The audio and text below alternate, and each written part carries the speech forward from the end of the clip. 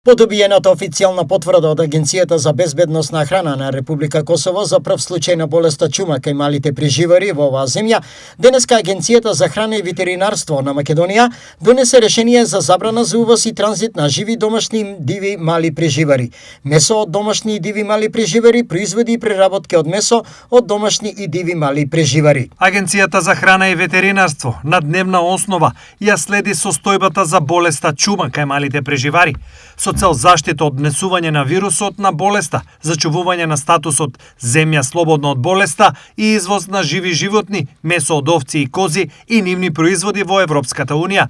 Превентивни мерки се преземаат уште од 2024 година. Од неодамна се воведени мерки на засилен надзор на болеста долж пограничниот појас на границата со Албанија, а исто вакви мерки за пограничните региони ќе се воведат и кон Косово.